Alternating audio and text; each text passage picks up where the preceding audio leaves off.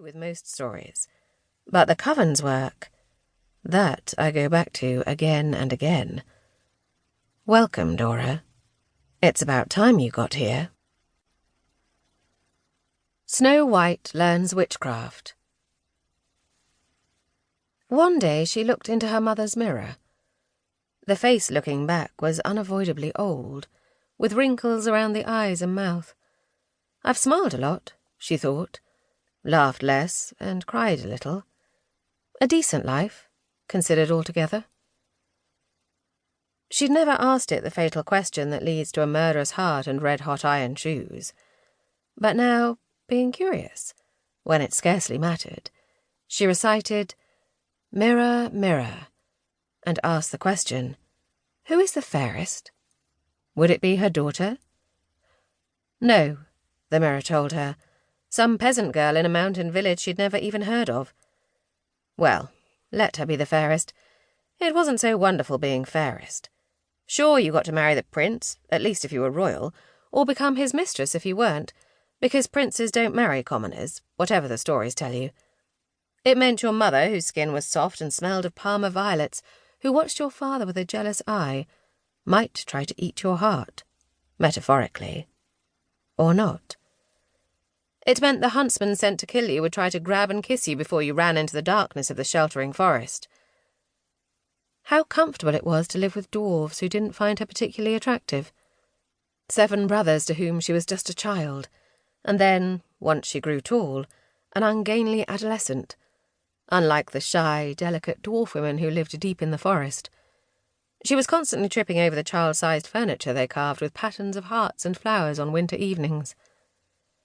She remembers when the peddler woman came to her door with laces, a comb, and then an apple.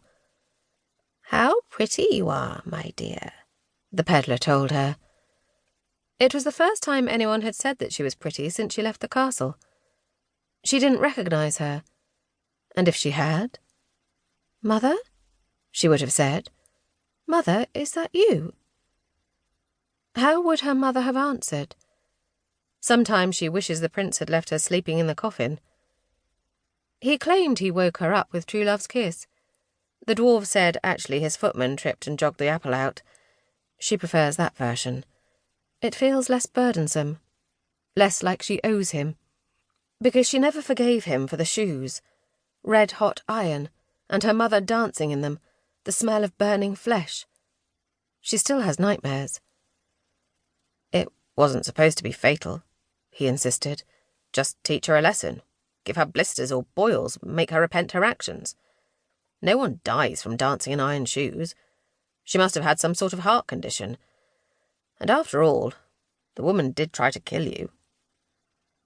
She didn't answer. And so she inherited her mother's mirror, but never consulted it, knowing too well the price of coveting beauty.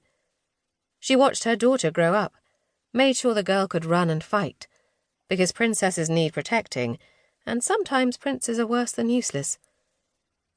When her husband died, she went into mourning, secretly relieved that it was over. A woman's useful life, nurturing, procreative. Now, she thinks, I'll go to the house by the seashore where in summer we would take the children. Really a small castle, with maybe one servant. There I will grow old, wrinkled and whiskered, my hair as white as snow, my lips thin and bloodless, my skin mottled. I'll walk along the shore collecting shells, read all the books I've never had the time for, and study witchcraft. What should women do when they grow old and useless? Become witches. It's the only role you get to write yourself.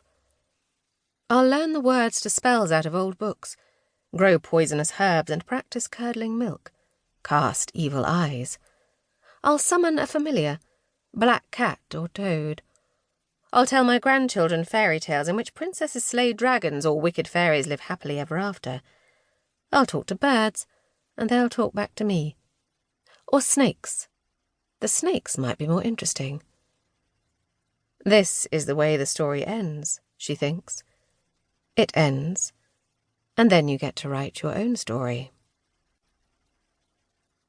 The Ogress Queen. I can smell him, little Helios.